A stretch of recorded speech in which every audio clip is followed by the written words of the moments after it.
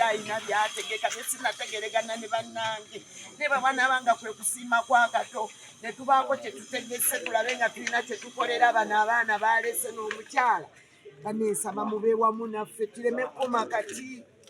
koma kati mubeereko naffe akaseera nga tutudde ng'abafamire tubabulire waliwo ekinene ekibadde kitegekwa tubabulire kino kye kigenda mu maaso kati abadde muzira waffe batono nnyo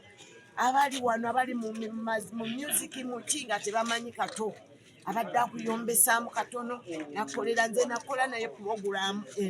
gye bayita mutakisa emyaka gye mutamanyi n'olwaleero ensi gyeyogerako ndoza abali ekalangala nabaddeyo nnaku zino nga boogerako eyo puroguramu ne magamba Kato mulwadde naye bw'awona tugenda kugiddamu tugikole nga bwe mugyetaaga wonna we tunaagikolera Mukama amuwe ekiwumula ekirungi amusaasire byamusobako omuntu omutonde asobya ate nammwe abali wano mwenna amativi gonna puroguramu zonna Mukama abatwagalire kuba tetulina kye tusobola basasula naye abatubeereddewo mu kino Mukama abawe kye musinga okwagala.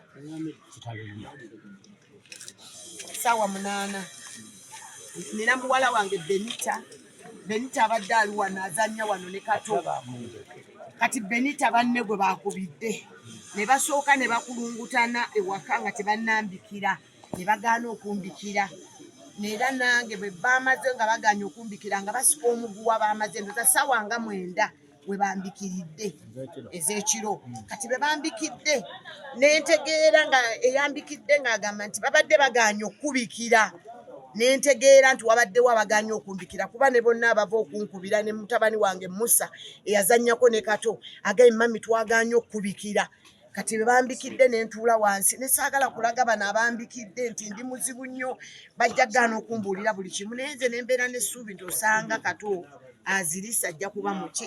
mulamu naye nenyingira mu nyumba netandika okukaaba okuva ku ssaawa 9 paka zino essaawa zondabamu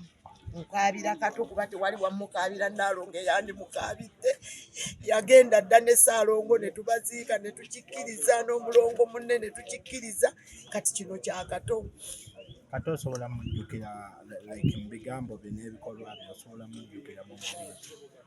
mujjukira nnyo kyenyinza omujjukiramu adde agamba nti ffe tuli bajjo tulina okulwanirira eggwanga lyaffe ti omuntu nga wuwo ne bw'asobya Hamidah tomuvangamu oddanga ebbali n'osooka n'owolereza owuwo oluvannyuma n'omubuulira ensobi ng'omulaba ngenze ebyo bimulinamu nangamba Wadde oyo yasobeza naye ye waffe tubenga abajju tusooke tulwanirira owaffe oluvannyuma